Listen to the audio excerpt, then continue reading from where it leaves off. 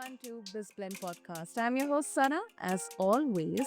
Now, just imagine, for a moment, what if success wasn't just about the hustle, the titles, or the endless to-do lists, but about how well your mind and digital world actually support you? That's quite an interesting question, right, listeners? Now, so many of us live at this intersection of constant achievement and constant distraction, our phones pinging, calendars filling, um, endless meetings, calls, WhatsApp messages, and then social media, a lot of stuff. But our minds, they really rest.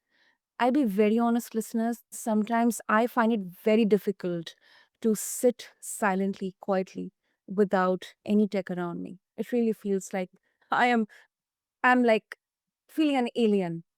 But let's imagine if the real edge in business today isn't speed, but it is mindset intelligence.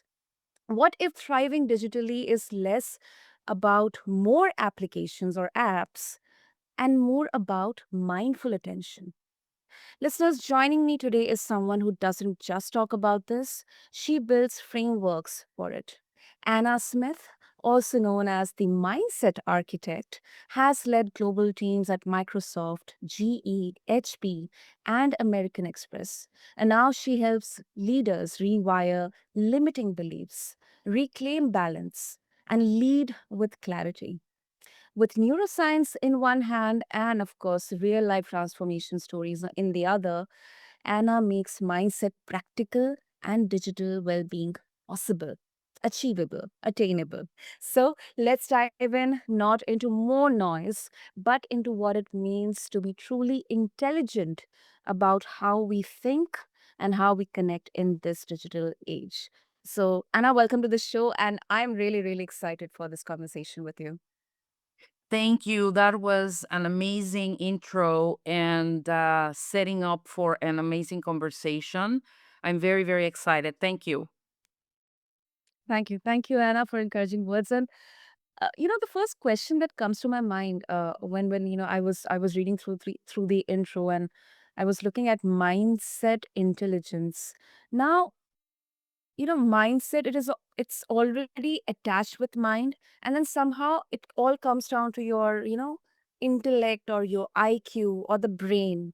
But of course, considering that there is difference between brain and mind, uh, if you can explain, like to all of us, especially me, because I have no idea about it. Mm, Let's know someone who feels stuck in their career or business, or who doesn't know about it. What exactly it is? This is such an important question, and thank you for asking it. It has to do with probably a lot of the work and the focus that I have been part of. For many years, as you mentioned, I have been part of global teams, leading them, building them, helping senior leaders prepare and help them shift their mindsets and their heart sets in order, for example, to change a business model and drive a completely different avenue for a whole organization. How do we do that, right? How do we make sure that everybody's ready and everybody's on the same bus at the same time with the same understanding? But one of the things that I started to notice that was missing was a sustainability portion of when these behaviors were achieved in, let's say, a digital transformation or a business model change, what have you. There was a tendency for people to go back into their old ways. Behavior sustainability is something very difficult to achieve. So I decided I needed to go deeper and understand what was going on. And as part of that process, I uncovered mindset intelligence, which basically, if you think about it as a very, very high level concept. It's the missing link between our potential and our performance. How are we going to be able to achieve or perform at our best, tapping or not tapping on our full potential? We all have tons of potential, but I can assure you, because I've seen it in practice and in experience, that a lot of people leave a lot of potential on the table. And a lot has to do with a lot of the aspects that you mentioned, these burnout, these uncertainty, the all the changes that we're living, certainly technology going at the speed of faster than light. So Yeah. right, so mindset intelligence gives us that identification and certainly that terminology to start going deeper. So as you very, very well said, mindset intelligence really is this ability to consciously really recognize, reshape, and then reprogram those mental models that are going to influence our thoughts, our emotions, and our actions. It is a circle, it is a virtual circle or a vicious circle. And we can talk more about that for sure. But hopefully that answers the really good questions you just formulated. Hmm. Hmm. Uh, and that makes completely makes sense, because um so many of us, we nod along when we hear that change your mindset, shift your mindset. Personally, I have been sometimes, I also struggle with that. If and this we also see, especially, let's talk about New Year resolutions. We are trying to lose our weight. We are trying to stay away from the fatty foods. We are trying to shift our habits. Sometimes it's really, really difficult to get out of those habits and invite new healthier habits, because it's a tendency that we often fall into the old patterns. And I think the scariest part is that we kind of start judging ourselves, that we are setting ourselves on a path of failure. We are failure, so I'm never going to get changed. And I think that becomes like a vicious loop. But then also you said that it can be a positive loop. We will definitely come into that. But one question comes to my mind, Anna: is mindset intelligence measurable? I've been working on research to be able to do that, and I have designed an assessment that helps us measure it. Okay. I'm in the process of going and doing in the background all of the statistical analysis that is required for anything to be recognized as such, as officially, as being an official tool, scientific tool. By the same token, Okay. what I have amassed or gathered up until now gives us a really, really good formula and a really good picture of where we are or where we are not, because the concept as you were describing it and the challenge that we face starts at a very young age. So our beliefs, everything starts with our beliefs, and beliefs are formed when we are children, and these are formed by the people that surround us, whether it's obviously our parents, our grandparents, our caregivers, our teachers, our neighbors, our family in general, if you may, everybody that is around us. And whatever that particular belief is, it becomes installed in us. I'll give you as a start of that circle that I was describing before. I'll give you a quick example. In a lot of families, when we talk about money, it's about, what do you think that money grows in trees? What do you think that I'm printing money? What do you think? No, it's very, very, very, very difficult to make money, right? To make money. Yeah. So that becomes a belief in your mind that most probably shows up in, for example, when you're negotiating your salary. It doesn't apply in your favor, it applies against you.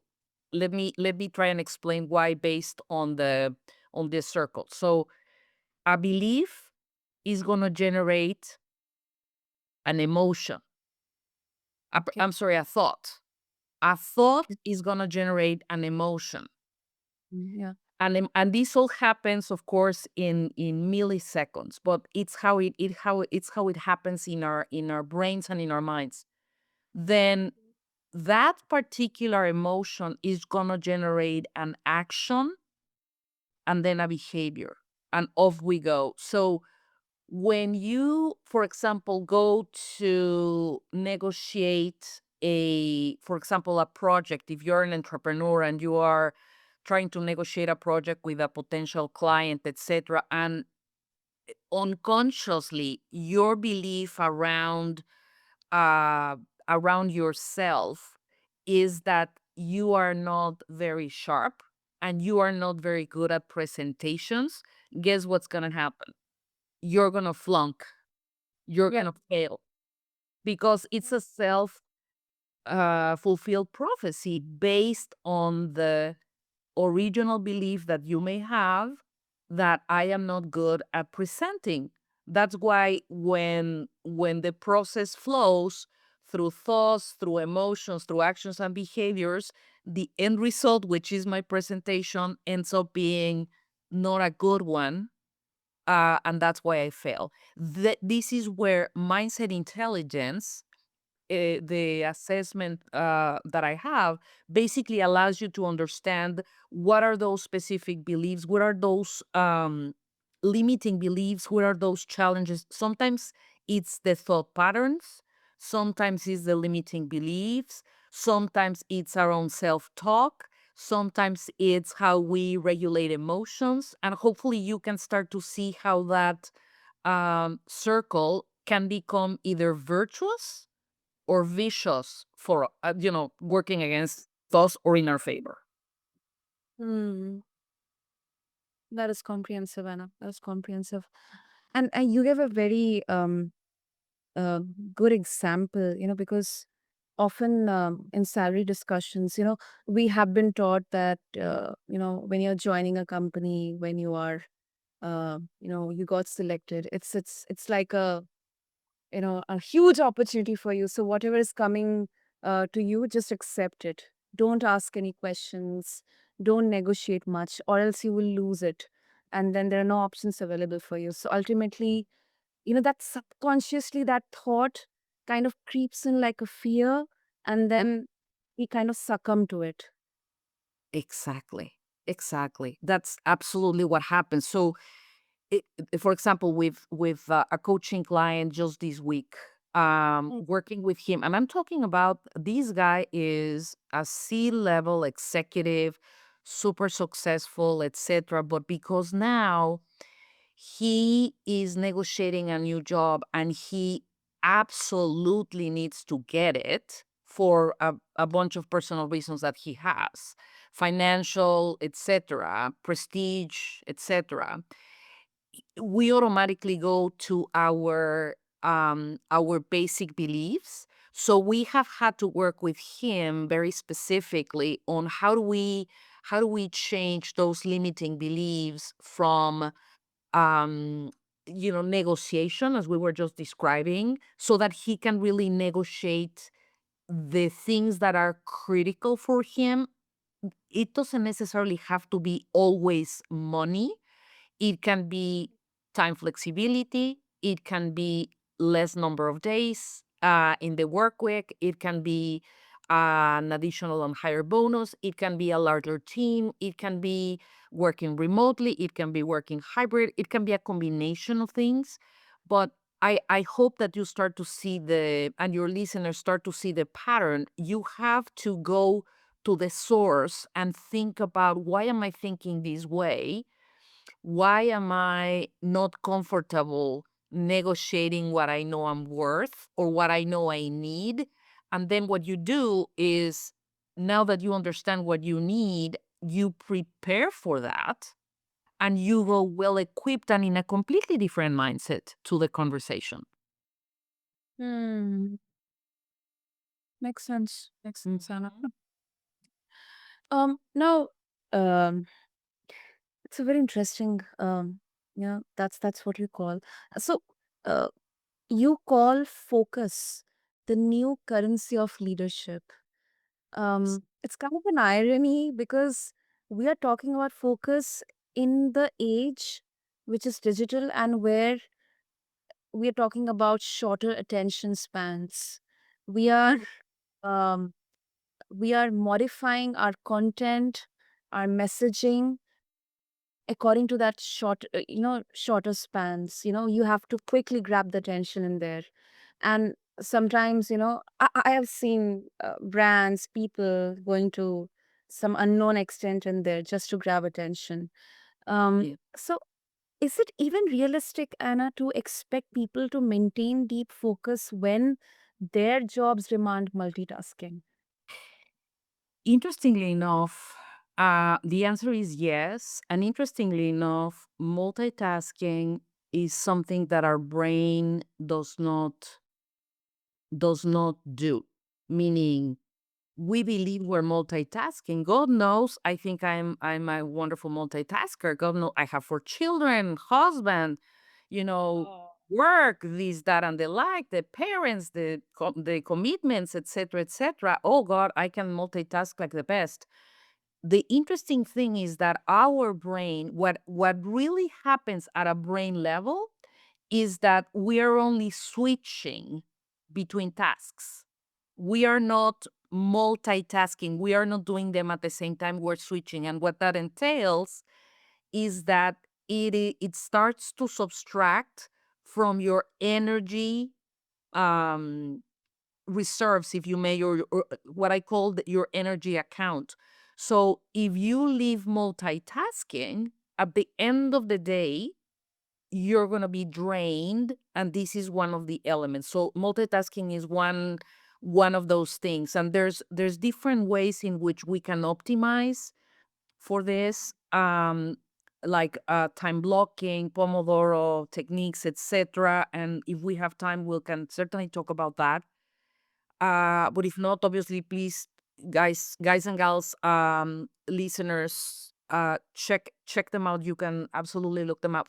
Our brain operates naturally in 90-minute um cycles, and we keep trying and keep doing or wanting aspiring for our brain to work in without breaks and in 8-hour stints and eat our desk in our office and all that good stuff. So what we're actually doing is we are literally subtracting from our energy, and our energy meaning creativity, innovation, all of the good stuff that a human can bring to the table at a workplace. We're subtracting from that, doing things that we can avoid by knowing how the brain and the mind operates and optimizing how we formulate work for that purpose. So the answer is yes, and it can be done. And the reason why focus is the new currency is that if leaders are able themselves to optimize their focus through different techniques, different ways to do this, they become role models, number one, for their teams and their peers, etc. And number two, they also start to generate a culture where really optimizing for outcomes versus amounts of things that you're doing or numbers of hours invested are really what you reward and recognize. So you have to, like an onion, you have to, what I do with teams is I peel the onion, I understand, I assess what and how they are operating, and with that I build with a series of frameworks and tools a different way for them to approach work to optimize for their time and their outcomes and the quality of the work as well as their well-being. That's the byproduct I'm always after. The the individual, meaning the leader or the team's well-being, because Mm. getting burnout is very, very easy in this day and age, as you very wisely said it. Yes, yes, yes. I agree. I agree. I mean, it's just such an irony that it's really interesting. There is a good aspect here. There's a negative aspect here as well. But um, I also believe that multitasking is a superpower. But then there has to be, or there is some kind of a smarter design that is needed, not only subjected to the individual's willpower, Yeah. but systems, the culture. Like we have options in there, we have tools in there which can enable us to multitask, especially for entrepreneurs. That's exactly it. If I were to leave your listeners with maybe one tool that they can use, it's block 90 minutes in your calendars when you have to do deep work without their phones in the room, if you can afford that. It literally just focus on what you need to focus, whether it's working with your computer, if you're designing, if you're creating, if you're writing, if you're only writing in pen and paper, drafting, whatever it is that you might be doing, block 90 minutes and then block 15 minutes for a break. And then maybe go and do your meetings and your things of the day. You're going to see, do this for a week at whatever 90 minutes in the day you can afford to. And this is not on top of your day. This is deep focus work, and you're going to see the difference in the quality of the work, number one, and number two, the difference in how you feel in terms of energy, which is the other very, very important byproduct of all of this. Hope that's helpful. Yeah, that is. But then I also want to bring in something here, and then Yes. I am sure this will relate with you because you stepped away from corporate America at a personal turning point to care for your mother. I heavily resonate with that because my major reason, my bigger reason to be a full time podcaster after my 10 years of corporate journey was to be an active caregiver for my parents as well. And sometimes, as you mentioned about the 90 minutes of focus, now entrepreneurs, can be caregivers, they'll have their family. Sometimes at the back of that mind, um, you know, subconsciously, it keeps on popping up that what if there is some emergency? What if there is something needed from me? What if my family needs me? Uh, so in such situation, how do we navigate? How do we make sure that, everything is kind of, working in harmony and we have got those 90 minutes in focus to do our deep work? Uh, First, I congratulate you on the decision. It's a decision that has paid in spades for me, and certainly for my mom in her quality of life, and therefore obviously for all of us around her.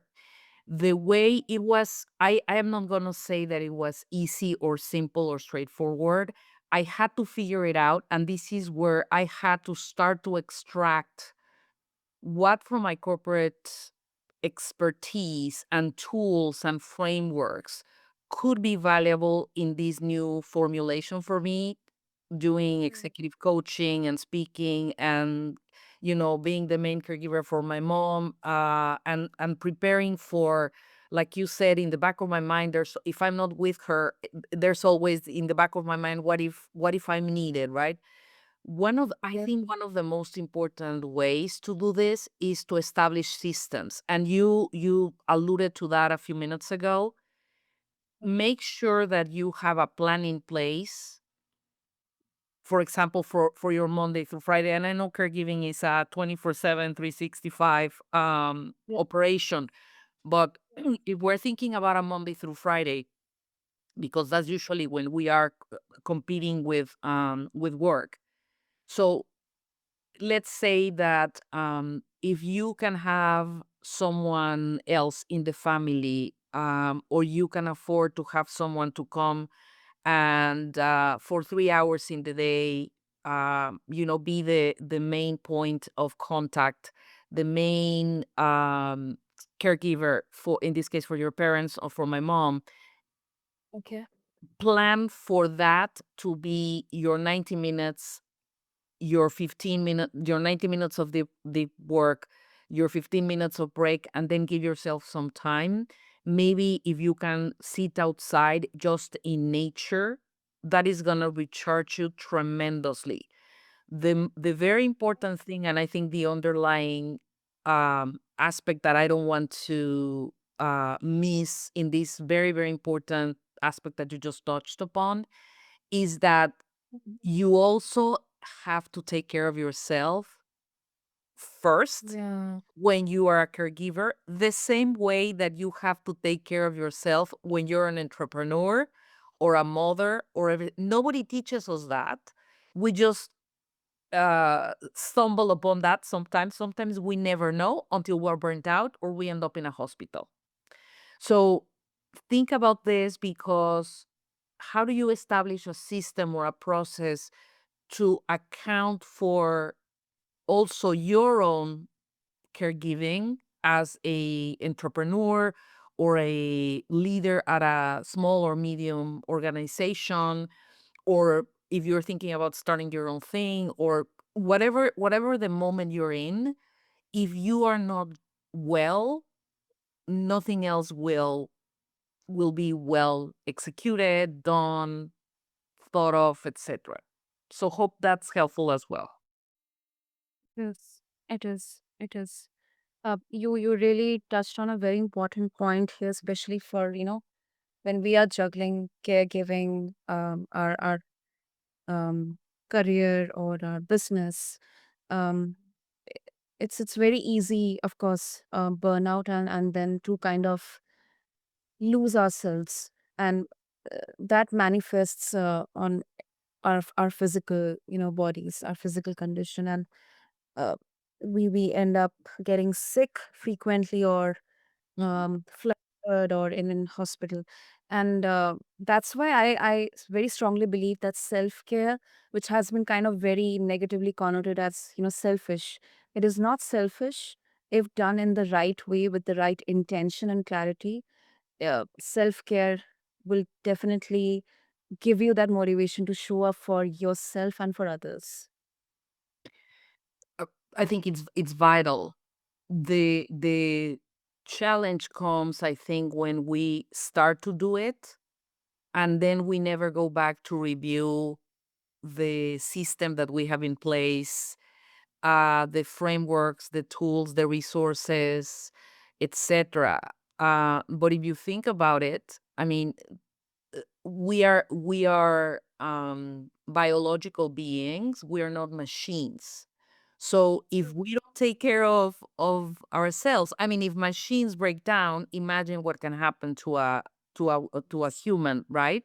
So it's very critical. And again, the thing is that nobody teaches us that. This is why I really I felt very passionately about really understanding the topic of mindset intelligence, as we've been talking about, because it's our internal operating system, like our inner architecture, our mental models, our beliefs, etc. But then, of course, everything that has to do with digital well-being, that external ecosystem that handles the or looks at the relationship between us and technology, and that is what manages our attention, our energy, and very many times our emotional state. And in between these, I would say the red thread is your own well-being. There is just Mm. no way that all of this can happen without self-care. Yeah, I agree. I agree. Great. So, Anna, I know we are short on time, but of course, if our listeners they would like to connect with you and explore more about mindset intelligence, what will be the best way to do that? They can. I mean, LinkedIn. That's certainly my number one. I'm very active in LinkedIn. Our brightflirt.com website, and I also wrote a book that is published this year and is in Amazon. Already available on Mindset Intelligence. I'm very happy to entertain and answer any questions that anyone may have down the road as they start to reflect on these key topics. Um, my Probably my ask would be, once you listen to this very insightful episode, your questions were very, very, very, very key. Um, Reflect on one thing that you would like to change as per what you heard in our conversation today, and execute on that. It doesn't have to be mega change. Remember that change is best done when we do it in small steps but consistently. Okay? So that would be my invitation to everyone, and I'm thrilled to have had the opportunity to be part of this amazing conversation. Thank you so much for the invitation. Super, super. I'll make sure to have your details, contact details in the show notes for our listeners to reach out to you, Anna. And thank you so much for being candid and congratulations for your book as well, Anna. And thank you for reminding us that mindset intelligence isn't just a theory, it is definitely an architecture for how we build our lives, our work, and even our digital habits. So, of course, when it comes to focus, it is not disconnecting from the world. It's about reconnecting with what actually matters for you. So, thank you so much, Anna. Thank you. That is an amazing close. Thank you so much. And to all my listeners out there, thank you so much for dedicating your precious time to listening to this podcast. I hope that today's conversation has stirred something within you. And I really encourage you to check out Anna's work, her books, her Mindset Intelligence Index. Just refer to the show notes along with this podcast episode on your favorite podcast platform. And more importantly, apply just one idea today. Small changes, small steps. And until next time, keep blending business with humanity. This is your host, Sana, signing off. Thank you.